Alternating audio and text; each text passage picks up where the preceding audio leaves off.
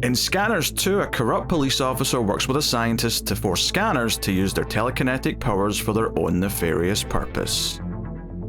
Best to keep your expectations in check for this one. After all, how do you follow up David Cronenberg? Let's find out.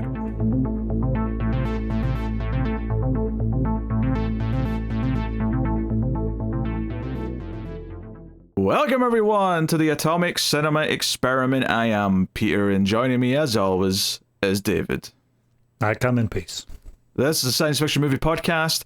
We get together to talk about sci-fi movies. It's that simple. And today we're doing a sequel to an acclaimed classic. The classic being David Cronenberg's Scanners, but we did the original already.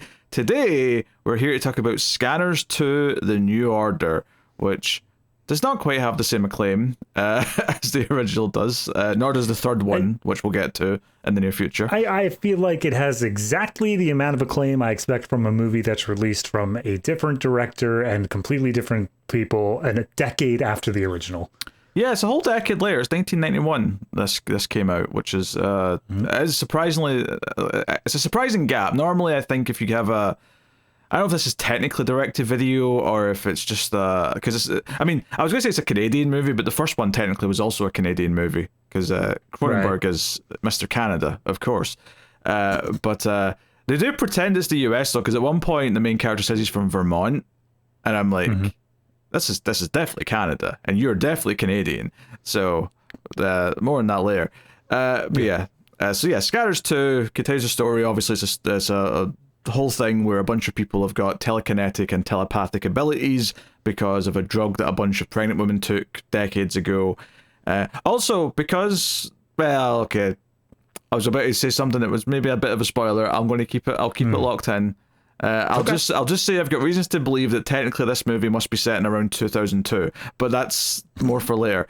What? So we'll get into everything. We'll start spoiler free, of course, as we always do. We'll give you a warning before we get into the spoilers.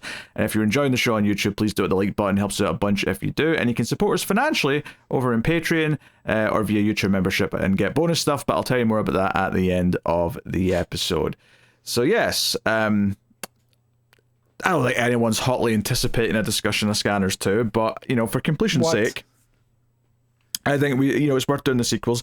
And in fact, when I first saw Scanners, it's because I bought the 3-movie DVD box set that Anchor Bay put out in like 2001, 2002, somewhere around there. So it's the sort of thing where it was like, hey, that's a nice looking box set, and the first one's got acclaim, and it comes with 2 sequels. And I'm sure I watched Scanners 2 and 3 back then. I cannot. Well, I mean, obviously now I've watched that again for the show, but like a few hours ago, I could not have told you anything that happened in Scanners 2, except that I remembered that the guy from Cube was the main character. That is David Hewlett is the actor. Oh, okay. So I know his face. All right. That story reminds me of my experience with Saw. Because that's how I first saw Saw. Was I came across a DVD box set where I'm like, oh, Saw, I've heard great things about that. And look, there's like, I think at the time that was like 8 movies or 7 movies. It was whatever the final chapter was, the last one. And I was like, oh, okay, let me check those out. And then it was just a sliding scale of mediocrity right up until I got to the end. Yeah, I don't think the first Saw is that good, though, to be fair. So it's better than the rest, I'll give them that much. Yeah, for someone who's not into horror movies, you picked a weird box set to buy for yourself. I mean, to be fair, there was also a girl I was seeing at the time that like wanted to see it, so 50-50 split on that. The plot thickens, the real motivation. It was all about I show grotesque things and maybe get some action. I'm not sure what this first word is, but the second word is porn. Is that like gore? I don't know what that means. Let's go ahead and put it on. I'm sure this will get her in the mood for some loving. Anyway, yeah, so Scanners 2: The New Order is kind of about how a corrupt police captain is trying to abuse the fact that scanners exist for his own gain, trying to use them as soldiers in his potential, basically, takeover, his new order of the city, if you will. And that's the basic premise, and we'll get into everything else a little bit later. But yeah, David, what did you think of Scanners 2: The New Order? All right, so full discretion here. We did watch Scanners. That was quite some time ago. I don't feel like I have a great memory of how I felt exactly about Scanners. I remember it being good. I remember it being like a very well-made film, but I do think it was one of those ones that I came out of I can recognize the talent, it's just not for me. Like, I feel like that's how I remember it being. This one, it's in the same universe. That's a check mark it can have, but beyond that, like, I don't know. I feel like it's lesser in every way, which is to be expected. It's not something where it feels like they came into this with like this amazing idea. So this is not the Aliens to Alien. That's not what we're doing here. This is we have an IP and we're going to try to revive it 10 years down the road. I really don't have anything else to say in terms of like how I feel strongly about it, because it is kind of just a direct-to-video film. It doesn't have a very engaging plot. It doesn't have the best characters either. I think the actors do a fine job with them for the most part, but it's still just going through the motions, I guess, is the easiest way to say it. The only thing that I can really critically say that I disliked about it is something about the sound mixing was really pissing me off. It felt like everything was ADR'd for me. Like, it didn't feel like anything actually felt naturally said by the characters. I don't know, it just sounded really weird to me as I was listening to it. But beyond that, I mean, and the one thing that I would expect from Scanners too, knowing about the original Scanners, is some good practical gory effects, some cool, you get the head exploding moment. I want that again. And this has something in that same vein, but I think all of the practical effects, like everything else, have been so toned down. And there are so many times when they're about to show the cool shot and then they cut away to a reaction, and it just pissed me off every time. So Scanners 2, shockingly not as good as Scanners 1. I feel like you said you had no strong feelings, and then you proceeded to say something was pissing you off every time, which would imply to me a strong feeling. But like the first like 2 or 3 times it happened, and then like when it happened right at the very end, that was strong feelings. As it happened throughout the movie, I'm like, yeah, no, I know you don't have the balls to do this. Continue. It's not balls, it's money. I think that's the issue. Too. Yeah, fair enough. I don't think it's like a moral thing where they just have to go gonads to show an exploding head. Not that there isn't any, but like, I mean, yeah, obviously it's lesser. I'm not going to argue that. It's honestly, like, I didn't hate it. Like, it's perfectly inoffensive for what it is. Like, it's fine. It's a direct-to-video sequel to Scanners. It continues things on. It's a little dull.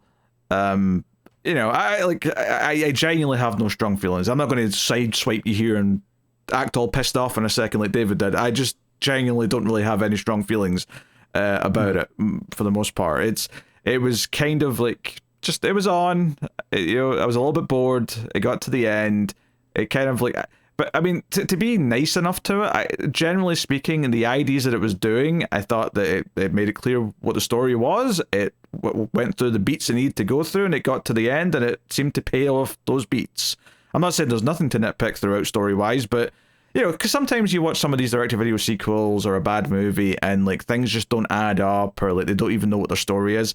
But there's a story here. There's a character who's kind of taken into something and then realizes what it actually is, and then kind of becomes a, you know, there becomes like a rise against a villain, and, like, you know, it does the basics well enough to not be a complete laughing stock, but, you know, some of the acting is obviously very TV quality. There's some kind of more hokey writing, like, you know, it doesn't have that atmosphere, that sense of kind of we're in this weird new world that the first movie had going for it. And that's to be expected because it's not Cronenberg anymore. It's the guy who went on to do Scanners 3 and Screamers, which I've seen. We did that in Ace before your time, so you've got that to look forward to as homework at some point.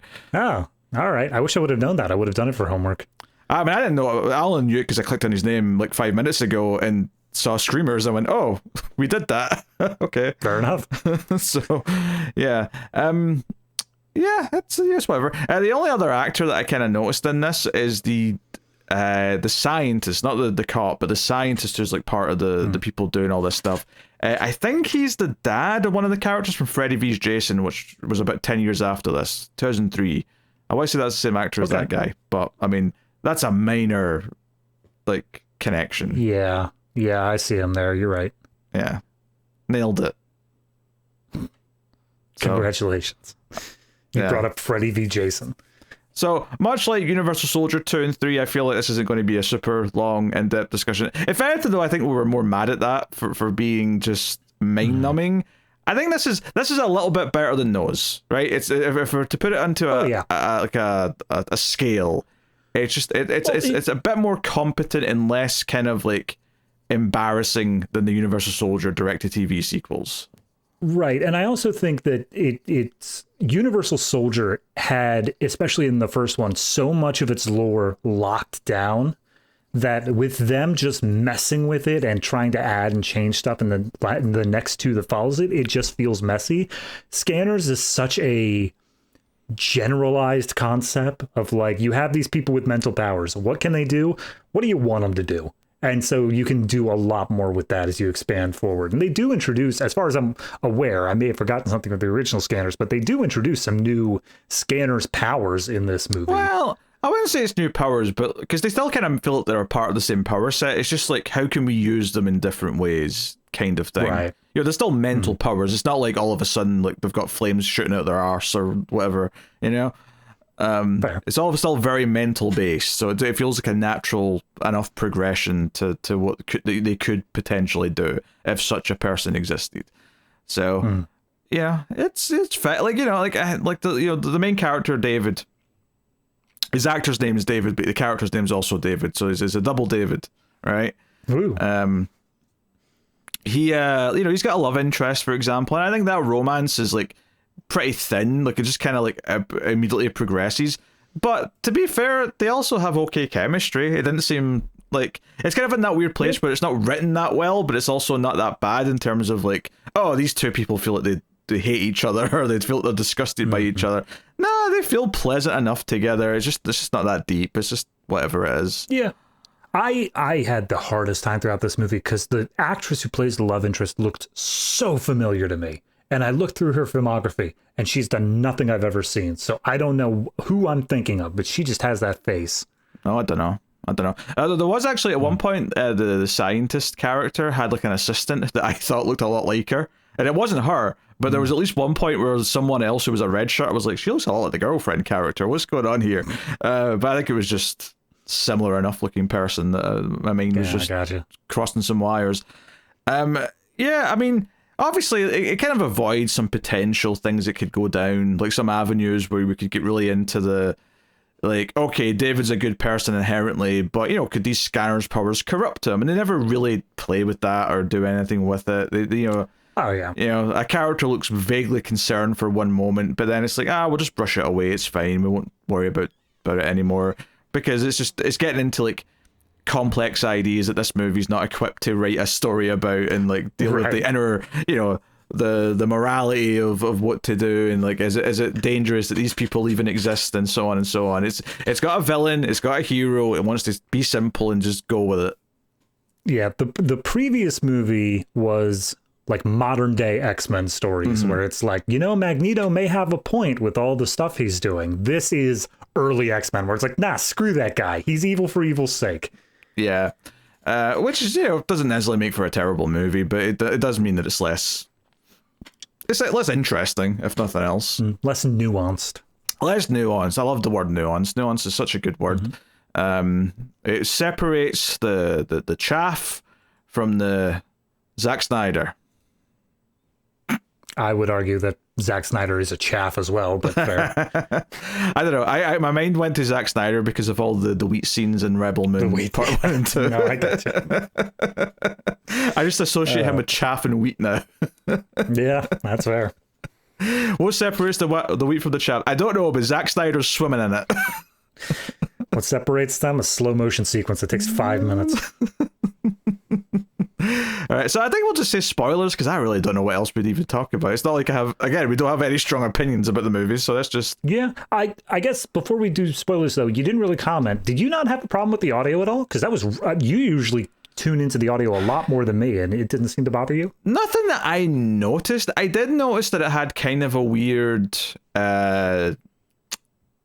like the sound mix wasn't 5.1, it was like 3.1 or something, it was like a weird combination that you don't see very often. So I don't know what was going on there. But other than that, there was nothing stuck out to me. It sounded like any kind of direct-to-video movie where it's not particularly, it's just a bit flat compared to like a really well done sound mix, but nothing. I definitely didn't feel like everything was ADR to the same extent. I wonder if that was specific to the soundtrack wherever you were watching it. Yeah, potentially. I mean, the problem for me is I felt like no matter where we were going, it felt like there wasn't any sort of like background noise. Sure. There was obviously like some, but it felt like the voices were so laid on top of it that it never felt like we were actually hearing the people in the scene. I mean, it's possible that there was enough like ambient noise I wasn't noticing that. Like I was just mean in general, like, you know, I don't even know if there was anything happening, but like, traffic outside or whatever, like just enough of a hum that I wasn't necessarily noticing the silence as I was watching it. Fair enough. But anywho, spoilers for Scanners 2: The New Order. Not that you really care. This is probably going to be a quick discussion relative to what we normally do. So the whole plot revolves around this corrupt police guy he's not the chief yet, because he becomes the chief halfway through the movie. He's like a lieutenant or captain or whatever. He is using scanners, and the movie opens with this scanner who goes into an arcade and starts playing the game. Like he's got the light gun, and the gun's just moving on its own, and he's doing really well. And everything, people start to freak out about it, and he starts throwing people back, and then all the machines start exploding. And this alerts him because this cop and his cronies that work for him, they're looking for scanners because they want to bring them in for their scientist buddy at this research lab to try and control them. Because just think of what they could do if they've got scanners working for them, doing stuff like, you know, making people think things or extracting information or so on. So be it, you know, whatever it is.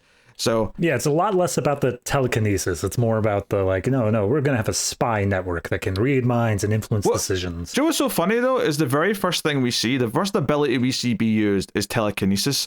And then it ends up not being like everything else in the movie is almost telepathy, really. Well, I guess when they're making someone's head explode, it's more of a telekinesis thing because you're kind of expanding inside their head. But there's not a lot of moving items around though. Like they can clearly do that. They establish that is something they can do, and then they basically never really do it after that opening scene. They also established that the telepathy causes like nosebleeds and stuff like that. So yeah. I feel like in the language of the movie, if they used the telepathy hard enough or for long enough, it would also cause a head explosion. So I think everything is just some variation of telekinesis to some extent. Not telepathy, you mean? No, telekinesis. I feel like the telepathy is somehow like, you know, going in there and pushing stuff around like in the mindscape or whatever. See, here's the thing. Here's how I feel. I think it's telepathy they have, and they just messed up by giving them telekinesis in the opening scene, because everything else can be explained by telepathy. Because even later on, when like someone makes someone shoot themselves, because it's a person, you can still say that's telepathy, because you're making them, you're manipulating their mind to do what you want. You're not necessarily physically moving their hand and stuff around. You know, like you may just be manipulating their head. Whereas the opening scene with the arcade, when he's moving the gun around, that's an object. That's an inanimate object you're moving around. So I just opened back up the original Scanners Wikipedia article, and their powers are listed off in movie as telepathy, empathy, biokinesis, technopathy, and psychokinesis. And I think psychokinesis is the same as telekinesis, but regardless, I feel that biokinesis part is the controlling bodies aspect, and that's probably what they should have just stuck to. Yeah. Anyway, like, I mean, to be fair, I think people do get thrown around a little bit later on, as if it's like a physical thing as opposed to a mental thing. So there's a little bit of that. I guess the critique here is more, why aren't they using the telekinesis more? Like, if they have that ability, why are they not just flaunting it all over the place? But they never do. Like, the main character never really does it, outside of pushing someone away. There's never like a scene where he, you know, I need that pen. I will make it levitate towards me. There's never any of that. Why not just use the Force all the time? It seems so easy. That's not how the Force works. That was a Han Solo quote from The Force Awakens. I was going to say, by the way, we just covered Force Awakens. Anybody want to see your thoughts on that? Was that last week's episode? I think that was last week's episode. I think it was. Yeah, should be. Anyway, they chase this guy down, and he's acting a bit crazy. This character does turn out to be called Peter, which David really wanted to emphasize, that the crazy one's called Peter, and the hero of the movie's called David. best movie, 10 out of 10. Yes, very good. But they track him down. They're able to trank him after he's done yelling at mannequins for a couple of minutes. And they take him to a lab where the doctor character, Dr. Morse, who speaks only in code. You know, I took you seriously for a second there, and then I was like, God damn it. Morse code was the joke there for anyone. Yeah, I got you. I get it. We all get it. Some people may not have clicked yet. They may have been thinking, or tapped in long and short form, as the case may be. Can we just move on to ratings? Is anyone going to know? Look, this movie's not that interesting. We have to be making jokes. Otherwise, what the hell are we doing here for the next hour? Yeah, that's fair. So we find out that they've got a bunch of scanners and they are using them, but in order to control them, because they're all a little bit on it, because all the ones they're capturing are all the ones that are doing criminal stuff. So they're all a little bit either dangerous, unhinged, or whatever. So they're giving them this drug called F2, which makes them docile. However, it's highly addictive, so they've effectively turned them all into junkies. So immediately the policeman's like, you've given this new guy F2 already? Like, he's going to be a junkie now. So it's like, damn it. He's like, we need someone who's pure. We need a virgin mind who's a scanner but not been corrupted by anything. Cut to our main character for the first time. David, who's driving to, university, I guess, because he goes to he's at vet school, apparently. Yeah. It's some veterinary hospital where he's just watching a dog who ate something, I guess, and he starts getting all woozy.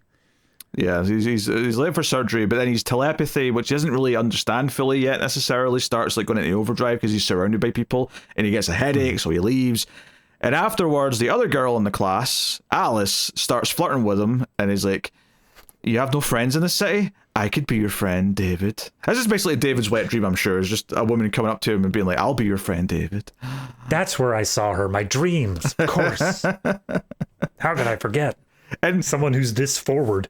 And David somehow tries to avoid having a date, despite not having a reason to, for a good 30 seconds, and she just keeps beating his reasons away, and I'm like, look, she's really eager, you dumb son of a bitch. Just accept it. He's like, I've got some research to catch up on for class, and she's like, it's Friday night, David, let's just go have some fun. It's like, I'm really far behind, it needs to be done. And she's like, does it really? And if anyone else would be frustrated by this point, but she floats him a smile to make it clear, hey, the landing strip lights are on. I'm trying to guide you into the runway, okay? I feel like it was trying to do something where he's clueless, but it didn't sell it well enough, so it just felt like he was trying to let her down gently. This whole scene where it's just like, I really don't want to, please stay away. Yeah, but no, he eventually says, yeah, all right then. And then they go to a silent concert. And I want to say this location was in Scanners 1. At the start of Scanners 1, there's a scene in a mall where there's an escalator, and then up at the top there's a bunch of tables like a food court. And it could just be a similar location. But because it was Scanners 1, and then this place looked like the same type of layout, I'm like, is this just the same mall or building they're shooting in that they shot a scene in Scanners 1 in? That's fair. I thought it was the escalator from Steel, but, whatever. That was an outdoor escalator. If you're going to reference bad movies, David, at least have some, tact, have some knowledge, have some memory to do it properly. My God, I just, witnessed pure nerdism, distilled. It was incredible. I'm just trying to be funny, all right? I know. It's okay. You're doing a good job. Keep it going. So they go down to the silent thing. Actually, on the escalator before they even get there, they kiss for the first time. The day's not even really started yet, technically, right? They were speaking a little bit up top, so I guess they're already getting to know each other. But they kiss on the escalator, and because they both say I want to become a vet because I don't really like humans very much. And then they kiss. And he's like, well, I guess some humans aren't so bad. I'm like, wait, so you're going to kiss the animals? What are you getting at there? You creep. Again, very much based on this David that we've got on the show tonight. Yes. All right. Your humor's pushing it now. Hey, you wanted to draw parallels between us and the characters in the movie with the same names, right? Yeah. Just like the third act where one explodes and the other one's cool. Hey, someone plays the cards right, I may explode at the end of the night. Yeah. Anyway. So, yeah, they go to the silent thing. He starts getting another headache because there's too many people around. And I thought, this is an interesting date. It's a silent concert / disco, whatever you want to call it. It's not a rave. It feels, yeah, no, it's like 6 people standing in the middle of this food court. It's barely a date. But yeah, they go, and the moment he puts on the headphones, he gets a telepathy power surge and he has to run off because he's all shaken. But he doesn't know what's going on. He has no idea what's happening to him. All he knows is that it's gotten worse since he's gotten into the city because he used to be a little farm boy. Yes. So he's very Superman, is what you're saying. He grew up in Smallville, now he's come to the big city of... Look, it's not like he has adopted parents or anything like that. I think you'll find he literally has adopted parents. And not only that, Metropolis is often like Vancouver pretending to be Metropolis. So this is Vancouver pretending to be generic American city. I don't think they ever quite name in the movie, do they? I feel like it's supposed to be LA, is it not? No.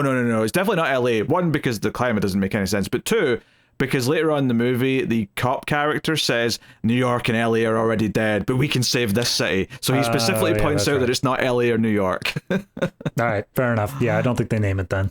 Yeah. Generic American city that looks a lot like Vancouver. Van Hoover. That was the president, wasn't it? Yeah, Hoover. Yeah. Von Hoover of the German Hoovers. I'm no longer sure what's you actually spouting off historical knowledge or if it's like a joke. No. I was making things up. Don't worry. Don't worry. Anyway, so this went well. They quite like each other. Everything's hunky-dory. And they like the dog that they were looking after in the vet school so much that he surprises her with this dog at home, says it's your dog now, and like they do some more kissing. She has a very nice, big, impressive apartment for someone who's still in university. But then again, 1991 was a very different time, so who knows? Yeah. Maybe this was possible. I'm sure it was, those bastards. Especially since we're not in any of the big cities. We're in, Canada. Vancouver, right. Vancouver, yes.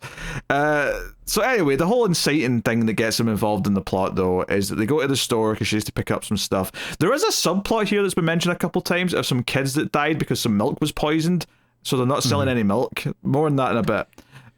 Yes. But basically they're in the little store when some guys with guns come in and stick the place up, and things escalate quite quickly where the store owner and even like the person delivering some stuff both get shot when they try and like press the button or fight back. And because they try and take Alice as a hostage, David, who was able to hide initially, jumps out and is like, let her go, and his powers kick in this moment of like high tension where he's like needing to use them to save the day. And he throws one of them out against the wall and they get knocked out, but the second person who has more of a fight with, he eventually, and this is where I actually thought, oh, they're not going to do the exploding head, they're going to do this thing instead of the exploding head. Now, to be fair, there is an exploding head at the end of the movie. It does happen. Doesn't look as good as the first movie, but it does happen. But in this scene, the guy like obviously vibrates and you get the pulsing head a little bit, but it's more like he sort of falls down and then the back of his head has like a squib that goes off, so it's almost like someone shot him from the front and like the back of the head blows out, but it's not a full head explosion. And I was like, is that what we've got instead of the head exploding? That kind of sucks. Yeah, I mean, for me, I think I recognize it in its own right of all the pulsating and stuff like that. It does look good. It doesn't look as good as Scanners did, because I still remember like the veins popping out looks so realistic in that. It was so well done. This one, it's nowhere near that same level, but it looks good from a viewpoint of you sunk some money into this to try to make it look like an actual back of the head exploding out. So they did a decent job on it. It is only in comparison with the original Scanners head exploding that it's like, yeah, you didn't have a chance in hell with this one. Yeah, but I mean, how do you live up to that without... Right, exactly. Without doing something ridiculously over the top where, I don't know, like the entire body explodes like a watermelon or something. I don't know. But this is all caught. Scanners 3. Yeah, this is all caught on tape though, and our corrupt policemen and scientists are like, "Oh, he's the one. I want him now. He's perfect. He's perfect for this." So that gets him involved in the plot, and I don't want to do every scene because it's just like it'll be mind-numbing to go through them all. But I don't know. This next sort of chunk is the policeman going to David and saying, "Hey, I know what you are. There's others like you. You're a scanner," and takes him to the doctor, and like, "We're going to help you hone your abilities," and blah blah blah blah blah. Bing bang boom. Also, they set up the rivalry between Peter and David here, and Peter, that's right, of course, being a psychopath who's like, he's on this drug, but he's still capable of functioning. He basically is like, "I'm gonna kill you, man. You suck. You're the worst," and they have to somehow still work together. He's always giggling like a madman as well. So they kind of set up that he is just kind of crazy. Yeah, it reminded me, and I'm gonna blank on the character's name now, but the main like evil entity from Twin Peaks. Oh, Bob, that's right. Yeah, it's like something in the actor's face, the long hair, it really reminded me of Bob. I love that someone who's never seen Twin Peaks before heard the evil entity from Twin Peaks, and then I just go, Bob. Like, I have to imagine that sounds really silly if you've not seen Twin Peaks, but that all makes sense. The name in my head was Frank, so it's not much better. Also, during this whole period, we did cut to like what these guys do with their scanners. There's like a sort of police like drug bust where it's like they've got two of the scanners, and they look like one of them looks like an old zombie almost. This old guy looks really, really like weak and whatever, but they're presenting to be mob bosses who are trying to make deals with this drug runner. And they basically say, "Nah, we're not going to make deals with you," blah blah blah blah, and like they try and like kill them. But then of course they use the scanner powers, and the corrupt policeman comes in and like they actually empty out the safe and get all the money and stuff that's there before they conveniently arrest like one of the bad guys trying to run away. So it looks good in the press. It's like, hey, this policeman is taking down kingpins and mob bosses, but he's actually using scanners to do it, who are slowly dying because of this drug they're giving them. And he's like, pocketing this extra money and whatever else. Yeah. And he keeps all the scanners totally secret. He never mentions that they're a thing, but he is espousing all of the same fear-mongering tactics of like, this is happening in your towns, and I'm the only one who's capable of stopping it. You need to put me in a position of power. Yeah, he's like, oh, it's time for a new order. The new order, which will take care of this city and weed out the corruption and the evil and all the bad things and anyone I decide I don't like. Well, he doesn't say that last part, but it's implied. No, absolutely. So it's very clear, like, this cop is the villain, right? But obviously we have to go through the part of the movie where David thinks he's helping and doing the right thing by working with them. So the first thing they have him do to sort of like say, hey, this is what you can do with your ability if you help us, is they go to like the milk manufacturing like plant where they're bottling it all and putting it in the cartons and stuff. And he basically just walks around and just listens to some thoughts. And he basically finds the guy who poisoned the milk. And he's like, oh, you have been here for years and passed up for a promotion. You thought you deserved to be manager, which is why you put something in the milk. And now 3 children are dead. So they arrest him. And it's a whole thing. It's like, hey, this is just a net positive. This is a net good thing. He stopped someone who did something very bad. He can feel proud about it. He goes and tells Alice. In fact, he goes and tells Alice because she's still in the hospital from when she had like her scare at the store, right? She had a concussion or whatever, yeah. And he's explaining to her this power. He's like, hey, I did this. Like, he's pointing in the newspaper. He's like, I did this. I used my power. I read his mind. I scanned him. I'm a scanner, you see. That's what they call it. And I found out it was him. And they arrested him, and I made him confess, so he said it out loud, so they don't, because I was thinking, like, how do you prove any of this? But basically, he just has the guy yell it, like, he's like, okay, fine, I did it, I did this, I did that, and that's how they do it. But he's like, hey, I'll show you what my powers, and she looks a little bit worried at this point, but he starts, like, Chloe sending her dirty thoughts, because she's like, wait, David, boy, what are you doing to me here? And she's, like, smirking a little bit, and she's obviously feeling some feelings, and they start to smooch, and then this nurse walks in to say, hey, visiting hours are done. And David shoots. And this is where I thought the movie might be going down a path of like, oh, is he going to be tempted by the dark side of using his powers when he shouldn't? Because you get this like close-up of his eyes, and he looks like evil as he stares at this nurse, and the nurse backs away. He's clearly using his powers to make her leave so they can be alone, which isn't inherently that bad. but he looks so evil in this close-up when he turns and gives her this look that I'm like, maybe we should talk about the the self-imposed limitations we should put on this to keep you in check. Yeah, for noble I think reasons. I think it's just a consequence of how they show a scanner is doing something. It's all just framed on the eyes with like a slow zoom in, and inherently the way that he's looking at her with a slow zoom in is always going to seem like, oh, you're doing something evil right now. Like there's no way it's not going to come off as bad. Always feels that way. But then it cuts away as if he's just going to stay there. And sure enough, he wakes up in bed with her in the hospital the next day. So, yes. Was your first time with your current partner in the hospital? Let us know in the comments, because that feels like a weird place to have your first time with someone. But everyone share where you lost your virginity in the comments. I'm sure YouTube will love that. I didn't say your first time in general. I said your first time with your current partner. There's a difference. No, I know. I'm expanding it out. I wanted a lot of comments on this one. I mean, this could be David's first time. I mean, he's not that old. It's possible. That's true. They did say they needed a virgin mind. I don't think that's what they meant. But yes, that's true.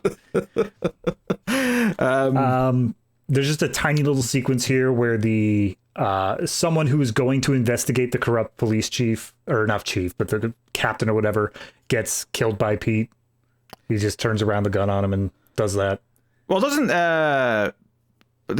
Pete break into like it's like the police chief's house? He breaks in because the police chief. The police chief had already told him, "Hey, I don't like your tactics, and I think you're up to something." So Peter breaks into his house and then just uses his powers on him to make him shoot himself. And it's like, okay, that's the police chief gone. So the next thing, the main bad guy here, what's his name? Forrester, right? Forrester makes David say, hey, they're about to announce the new police chief. I want you to do something. He whispers to him. We don't get to hear it.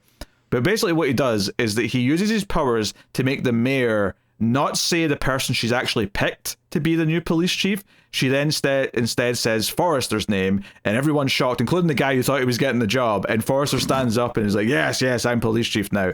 And David clearly feels a little uncomfortable about this because it feels like... This feels like there's not a, this feels like we're doing something dodgy here. This feels like we're, doing something for self-gain.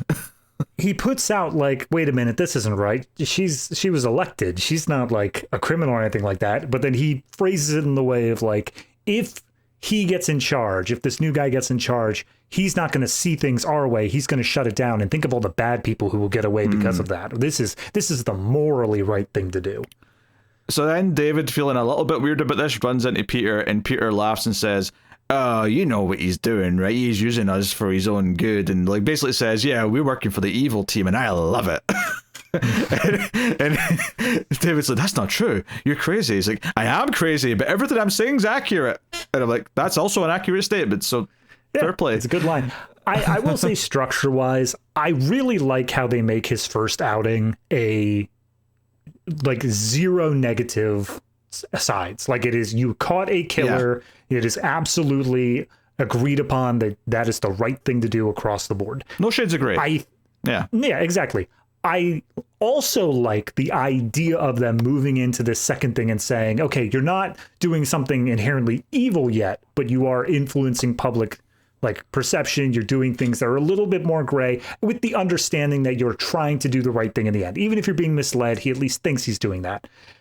The fact that Peter then immediately, the moment we're done here, comes in and says, nah, you're a bad guy now. I'm like, all right, we couldn't have let this be like a little bit of a slower gradient down to that. Yeah, because he goes to Alice and basically voices his concerns, and then it leads to him going back to the lab and confronting both the scientist and Forrester. And they were actually just having a conversation about, eventually we're going to have to rein this David in because he's, like, we can't control him. And Forrester's like, I've got a special relationship with him. Are you sure about that? He's here. And he comes in, uses his powers to get past the guard at the front. He comes in and he's like, I want to know what's really going on. So David just starts scanning Forrester, and Forrester's like, no, don't, David. And he's like, oh my God, it's true. It's true. You're evil. And then there's kind of a a fight's a bit of a term. A guard tries to come in. Forrester gets angry and says, "Never scan me. You work for me. Don't question my power." But David's able to fight his way out and like sort of like use the trank gun on them, and he runs away. Yeah. Basically, this was the one bit that really confused me. Is they definitely shot him with the trank gun, and he just like yanked it out of his jacket, and then had enough oomph to like run out of the building entirely. Was this just a crap tranquilizer? Why did he not go down? Maybe he takes a few doses. Maybe David's just an alpha male who needs an extra bit of juice to get going. I don't know. Fair enough. We Davids are alpha males. That makes sense. I don't know about that. So he's aware that his involvement might get Alice in a bit of bother. So he just phones her and says, "Hey, I'm going to go back to my parents' place. I don't want to put you in trouble just now while I go figure things out." And by this point, they've already said to him about the drug that the pregnant woman takes. So he goes back home, back to Vermont, apparently, during the snow season, and says, "Hey, Mom, Dad, did you ever take this drug when you were pregnant?" And she's like, "No, what are you talking about?" And then he's like, "Wait a minute. Am I adopted?" And they're like, "Oh dear, yeah." So it turns out that your parents were the main two characters from the first movie, which immediately makes me go, wait, so this has to be set in at least like 2002-ish, because he's like 20 or something, at least. Yeah, I mean, he's in college, so we have to put at least past 18 for him. Yeah. And then assume that, there's a 9 months beforehand to make the baby. Like, we're looking at 20 years later, but that one was definitely set in 1981. This one, there's nothing to say outside of this fact that it's not 1991. Like, all of the styles, nothing is trying to be futuristic or anything like that. It just is the time period, and somehow they're trying to fit this in and just pretend like you don't notice. Yeah. So, yeah, and I did have to double check, because they said the name of his parents, and I went, okay, Scanners 1, IMDb, what was the name of the main character? It was Vale. Okay, all right. Okay, we've double checked that, because I was never going to remember the names. It was the main couple, and I full spoilers for the end of Scanners 1. Like, sure. I cannot not bring this up. The movie ends with the main character, quote unquote, dying, exploding in a way, but then his mind or whatever is in the body of the other guy. So, I mean, I feel like they could have played on that a little bit in terms of like, oh, and then all this happened there. But no, they just, I guess, changed his name and said, nah, never mind, he's the same guy. Ignore that.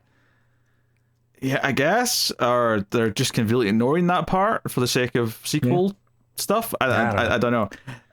But because they take Peter, when they go and try and ask Alice where he is, she says she doesn't know, but Peter just reads her, and that's that. So they show up at the parents' house. He's off like sitting at a tree, and the parents unfortunately both get killed. Well, the dad survives technically, but he gets badly shot and wounded.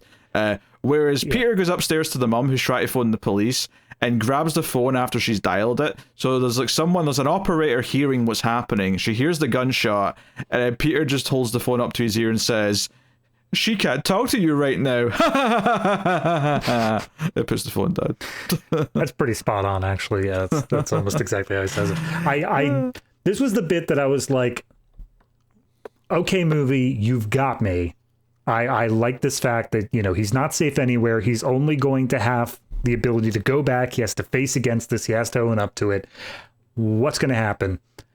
And then they introduce an entirely new plot element. Something, we are an hour into this movie, and as the dying father is in the ambulance, he's being scanned by his son, the father goes, "There is another.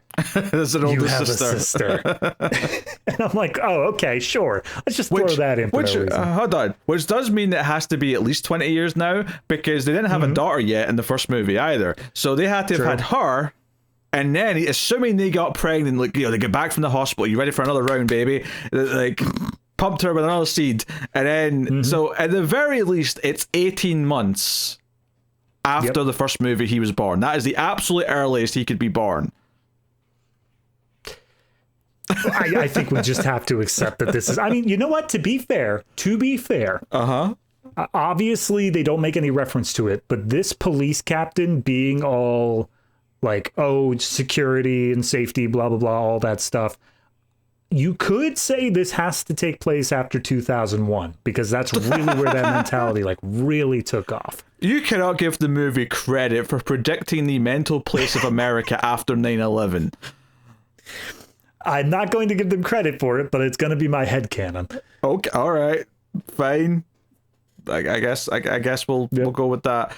And this guy still just has a very unfortunate mullet the whole time. So, anyway, he goes to meet his sister in a location that looks exactly like his parents' place. It's like the same sort of log cabin in the snow, but he goes and meets his sister. The sister immediately knows who it is, and she's like, I can sense you. I am also a scanner. And she's like, by the way, I had a boyfriend who was also a scanner, and he was taken by evil people. And then it turns out that the main bad guy here, the Forrester, the cop, also is the one who killed their parents in the backstory. Yeah. All right, so this is the bit that I really, really didn't get. So the sister basically says they went out, they found other people who are scanners, and they tried to like build a society or like build a community or whatever to figure out what they want to do. And then we had the parents saying, we don't want to be evil. We don't want to use our powers to attack other people. And they got killed for that. So if Forrester was the one who killed them, what was he in their little scanner community? Was he in their group? No, I think the implication is that he was already trying to recruit them to do his bidding for under the guise of police work or whatever, and they refused and said, no, we're not going to be used as killers or hunters or whatever. Okay. And he's killed them for that. Okay. I think that's the idea. Fair enough. I guess that makes sense there. The way it was phrased, I thought that he was a member of their scanner community, and I was expecting him to all of a sudden whip out scanner powers at some point. No. But she's like, I'm not going to go back, but he's like, I have to go back and I have to go save Alice, and I have to face Forrester for what he's done, blah, blah, blah. So he's going to come back to the city and do whatever. So that sets that stuff up. Also, the sister says that her boyfriend, I forget his name, but he was captured and is one of the drug-addicted scanners in that facility. Well, she doesn't know that last part for sure. She doesn't find that out until she sees him later. But she's like, she's like, oh, they like took my boyfriend. It just turns out he's still alive and being one of the junky scanners inside the lab. Also, there's a police guard on Alice at her place because she tries to leave at one point, and this guy, this cop's just like, sorry, you're not allowed to leave until everything's cleared up. And I'm like, that's illegal, but okay. I only bring it up because later on she decides to run away, and she does so because she's actually like let him inside, and he's sitting watching TV, and she's making soup, and she throws the soup into his face to burn him and runs away. And I bring this up because it felt like, it's going to set up how she shows up at a pivotal moment. And then I forgot she existed because she doesn't until everything's already over, and she's just there, so she's there for the climax afterwards, and that's pretty much it. But it felt like it was setting up that, she'll be involved in something because she's ran away, and then she just kind of shows up after most of the conflict's over. I think, and I could be wrong here, but I think she's the one who alerted the TV crews that they need to go to this place because they all show up at the same time, more or less, that she does. A scene with her on the phone to someone might have helped, just saying, hey, get over there, blah, blah, blah, blah. Because the TV crew seem to like be aware of scanners, so it's like, she maybe filled them in on that, but they never actually told us that. Right. Yeah, that makes some sense. So when he gets back, right, the Forrester's now the chief of police. He's already talking about running for mayor. He's excited about all this stuff. So David decides to go to the mayor's place, and Forrester's got men watching her and watching him. So like they've got people on the outside, which is why this escalates so quickly. But he goes to the mayor and says, by the way, scanners exist. I know why you picked him when you weren't going to, because I made you do it. And he tries to explain to her. He proves that he can, that he's got these powers. And she's listening to him, but before anything can come from it, Forrester's men start shooting through the window, and then effectively immediately start chasing him, framing him. The news are all saying this guy David killed the mayor. So he's now a fugitive. There's a little chase sequence where he's having to, like, you know, scan cops who are coming at him and their car flips over. It's not the most impressive sequence in the world, but it's fine for what it is. Yeah, this is one of those times where I haven't been bringing attention to it because it hasn't been. It's a non-thing happening where every time that there is some big action moment, some big thing that you would want to see happen, they cut away at the last second to a reaction shot and they do something else. It was happening a lot during the attack on the mom and dad's house out in Vermont. But this is the one time where I was expecting it to happen, but they do actually show a car flip. They had one car flip over during this chase scene. So good on them for that. But the rest of it follows the same sort of, yeah, no, we're not going to show any of the cool stuff happening. Yeah, for sure. I would say, I mean, ultimately, all it really boils down to is he's going to go to the lab and, like, storm the place, right? And his sister shows up. Yeah, he gets trapped. He's about to be attacked by Peter and one of the other cops. They're having a scan off, and then the sister shows up and interrupts it. A scan off just sounds like two people have got those hand scanners and they're just trying to scan pages and see who can do 100 pages the quickest. See, I was thinking it's like two cashiers at opposing tills trying to scan as many items as possible. Beep, beep, beep, beep, beep. Yeah. That could be a competition. What do you mean I got to put it on the scale in between each one? Son of a bitch. That sounds like that's the audition to be one of the cashiers on Supermarket Sweep. Yeah, probably. Gotta go fast, like Sonic. Hashtag gotta go fast. Anyway, so yeah, him and his sister are going to go storm the place. However, instead of, like, just storming in immediately, she's like, hey, the parents taught me a trick, right? Something you can do with your scanner powers. So, which now means that all of this must have happened where he's too young to remember being adopted. That's right, but she's old enough to remember her parents. She's old enough to remember the parents and be taught stuff about scanning. Which may suggest that this is even, like, 2010? Yeah, it's got to be late. I think she's got to be at least like 7-8 years old for that to make sense. Which means she has to be at least 27, 28. Yeah. So we're looking like 30 years post. God, this didn't care about the timeline at all. The Marvel Cinematic Universe has already started in this movie, apparently. Yeah. Say, Alice, what do you want to go do on our date? Maybe we could go watch Thor, new in theaters. We could go buy a Blu-ray player. Those exist now. Or we can watch a guy on a keyboard do a silent disco, whatever.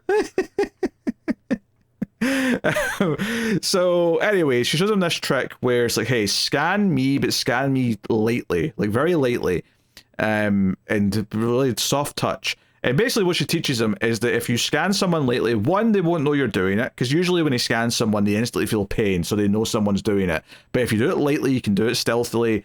But what you can also do is basically see through their eyes. So that's what she teaches them to do here. So then they do that with the main kind of henchman that works for Forrester. We've been kind of seeing him around the movie. He's usually the one. He was the one at the parents' house with the Peter character going around. Yeah, things like that. He's an evil cop, but not a scanner. Yes. So they basically take over his eyes and watch what he's seeing as he walks in the building, and then eventually make him do a couple things as well.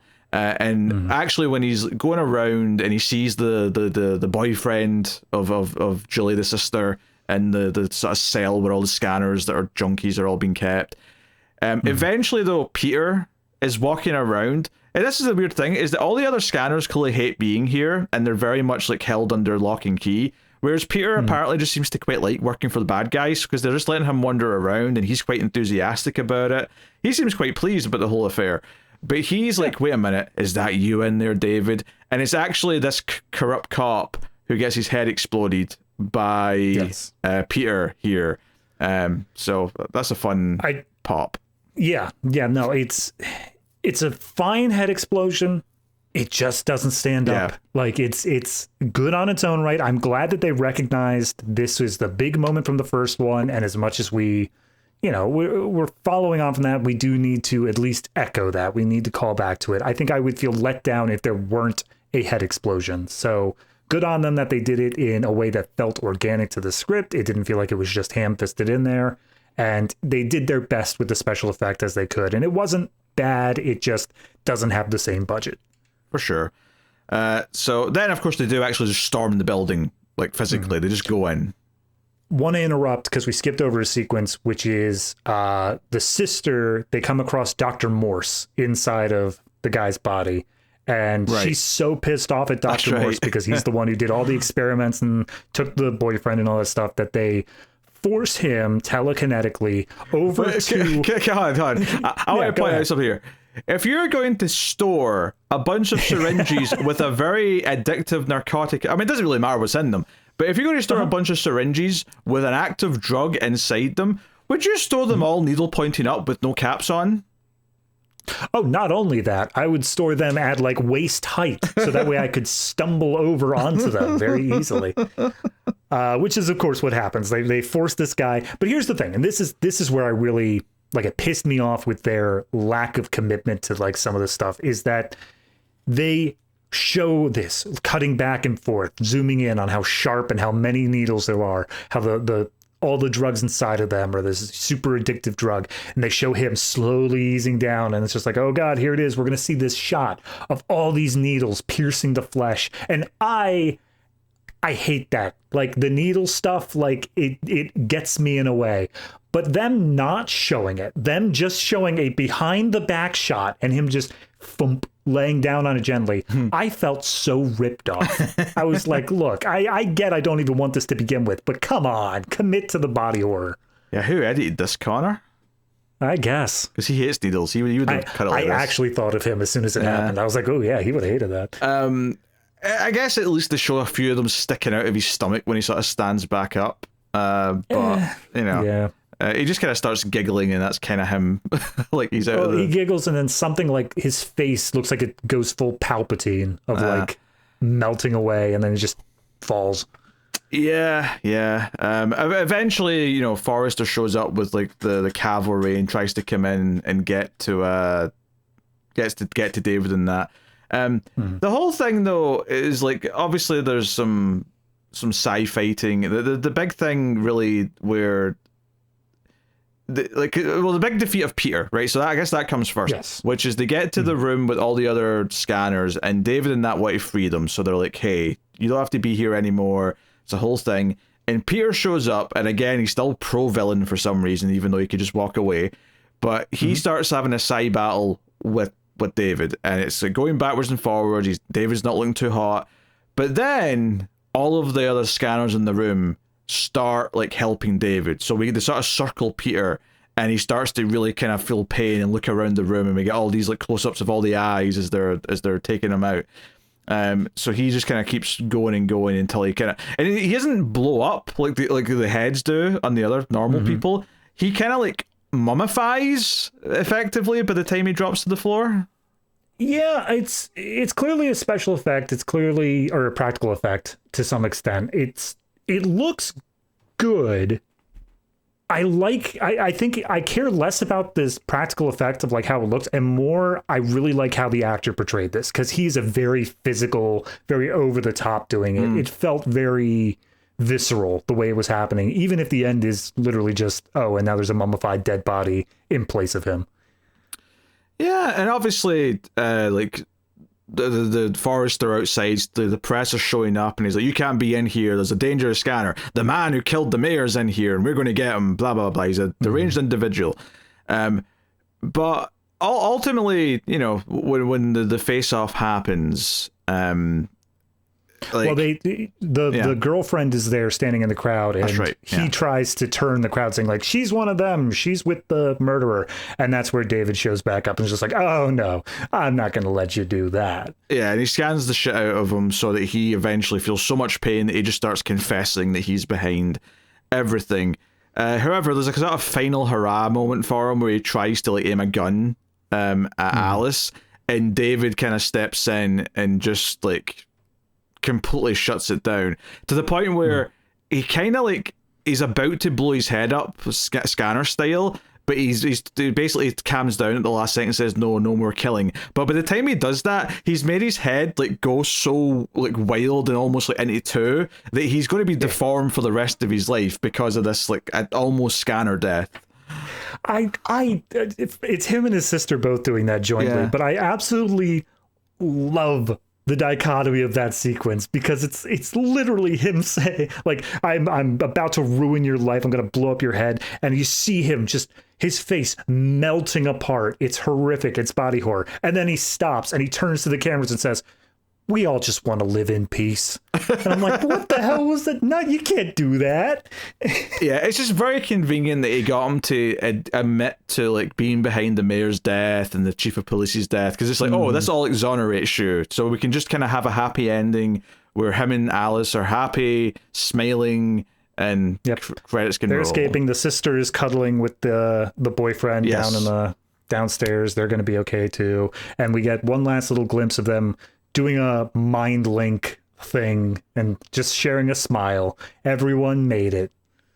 Happy days. Yeah. We didn't even mention during the mind link they wear special contacts that have like a weird hexagonal like snowflake looking pattern on it. I think that was a very interesting way of doing it. Yeah, the actors are wearing contacts. The characters are just their eyes are just changing to that because of what they're doing. Oh yeah. Just to be clear, it's not like the actors. It's not the characters are putting in contacts so they can do the thing. I feel like that was implicit, but yes, they don't have to put in special contacts to use their magical powers. I just made it really clear that that's how they did it. Right. But yeah, honestly, not much to say. It's perfectly, background material. It's not the worst thing to have on, I guess. Like it's inoffensive. It's not good, but it's inoffensive. That's the thing, is it feels like this is a commercialization effort. It feels like this is something where, hey, we've got Scanner's IP, but like if we kept on running with that down the path that the first movie set up, like there's no way we're going to be able to turn this into any sort of franchise or anything like that. It feels kind of a RoboCop-esque sort of thing where we want to make this something that is going to appeal to a broader audience. And so they stripped out the nuance, they put in a more simplistic hero-villain story, and they just made it what it is. And I get it. I understand the motivation behind it, but it does still kind of just suck to see it sucked dry so much and turned into this husk of what it formerly was. Yeah, it was interesting just looking ahead at the third one. Same director, but none of the cast or characters seem to be back. It's all new people, so I mean, they've already set up the idea that these scanners are just all throughout the country. I think this is a perfect thing that you could do kind of like an anthology idea about, where it's just following different scanners throughout. The fact that these were linked up to the parents or the main couple of the last movie is unnecessary. Crazy. It's so unnecessary. It does not matter that they are related to those characters. If anything, it just raises a bunch of questions about when it's set. If they just said this is someone who got adopted and 10 years later, here he is at this age, that'd be fine. It did not need to be connected to those characters in the original at all. I wonder if there's any attempt in the next one to do that. Like, are we going to find out that these, like, Alice and David are the parents of the main character in the next one? So the next movie technically set in like 2030. We're still not there yet. But it still looks exactly like 1992. Yeah. Yeah. Oh, I'll laugh so hard if they do that. David, what are you rating Scanners 2, The New Order? It's a perfect concoction of blandness. I think the over and under on all of this, I saw that the acting had a little bit of potential with the Peter character. Production value, there was a little bit of a spark there with them at least trying to do something right, but it's counteracted with how boring I found the script to be and how stock standard every single character was to what I expected them. So I'm just gonna say this is a straight down the middle 5. I'm giving it a 4. It is not the sum of its parts, Peter. It doesn't manage that. Look, on the range rundown, which you can find on Patreon or YouTube membership, I gave a lot of 5s for a lot of the categories, right? I was like 5s through.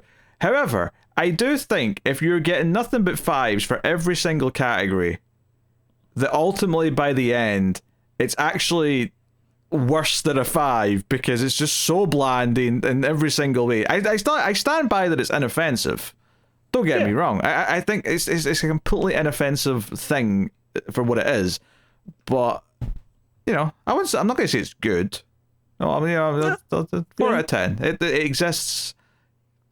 I'm looking at your previous fours, and it stands amongst Barbarella, Ash, and The Island. And yeah, I get that. I get that entirely. So there you go. There you go. This is shorter than at least a couple of those, though. So True. It's got that going for it. But anyway, obviously David's got his homework movie in a minute, which we'll get to. But next week on the show, we have a vote winner. The vote. Yes. Yeah. Episode 300 of the Atomic Cinema Experiment, no less. Ooh. I know, it's wild. But that is going to be Moon, the Sam Rockwell film. So join us for that next week. You can, of course, support the show via Patreon or YouTube membership. Patreon.com/MailFuzzTV. You get access to the Ratings Rundown, which I mentioned a minute ago. You also get access to a monthly exclusive show where we do some of the worst movies of all time. It's called Extra Reels, and me and David just did a movie called Love on a Leash, which was hilarious.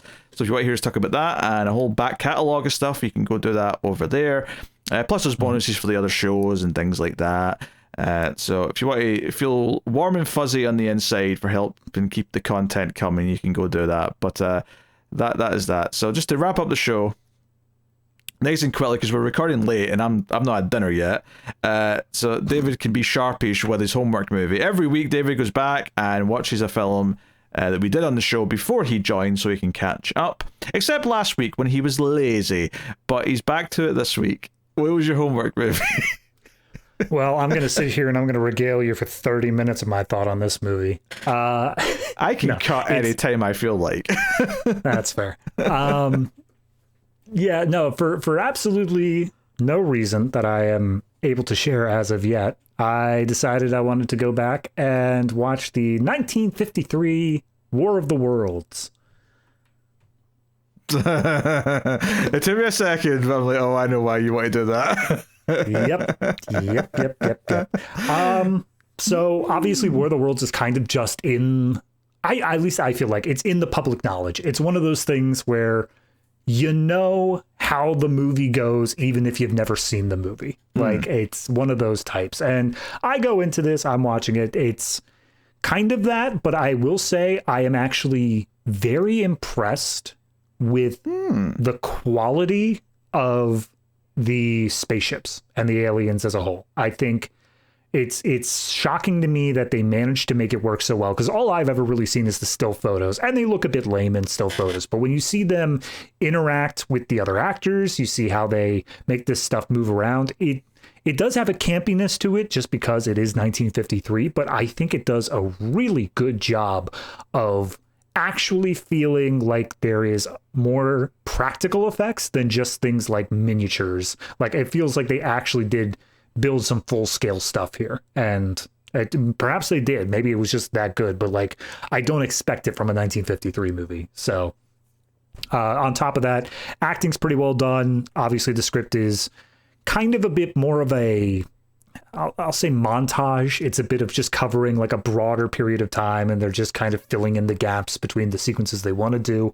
But it is very well done. The only thing that I will harp on a little bit is they flip back the core central message of the movie into kind of like a religious thing. And that seemed weird. Like, that's not something that has stuck around in the public consciousness. I don't know if that's in the book or not, but at the very least I'll say it's a very different time, and that may be why. Yes. But again, if it's in the book, then it was more when the book was made that was maybe a factor. But yeah, that's fair. I mean, entirely possible, but it just came about towards the end of the movie a bit, and I was like, that's weird. Why is that here? Did you not think, though, this story would be better if it was all told via laptop screens? God, if only someone would make that. But unfortunately, I still have a 2005 version to get through before I even can consider such a wild idea. Join us in November on Extra Reels over on Patreon or via YouTube membership for a review of the brand new 2025 War of the Worlds, starring, I believe, Ice Cube? Is it Ice Cube? Yeah, it is Ice Cube. Yeah, it's one of the ice gentlemen. Vanilla Ice, Ice Cube. It's one of those guys. But if I had to give this a rating, I I do think it's actually extremely well made, especially for the time. Taking that into account, it's very well done. It has a few little quirks and inconsistencies that are a bit weird, but I'd say it easily cracks up to, I'd say 7.5. I'm genuinely shocked at how much I was really enjoying it. Cool. There you go. But a classic sci-fi. We should find an excuse to do like a little 50s month or 60s month or something, get some of the more old school stuff done and out of the way. But Sure. that is the show, everyone. That is the Atomic Sound Experiment. So yeah, join us for Moon next week. Check out Collector's Cut later in the week. Where are we starting our new season? No, that's next week. This week's the finale of 70s Thriller season 1. We're reviewing a movie called Hardcore starring George C. Scott. So that's wrapping up that season. Then a new season begins next week on Collector's Cut. Plus, we're just about in October now, a day or two. So the October-thon from Streams After Midnight, extra Streams After Midnight episodes all month. So go check out that as well if you're interested in such a thing. But that's the show. Thank you very much for joining us. We always appreciate it. Keep watching science fiction and computer ad salsa.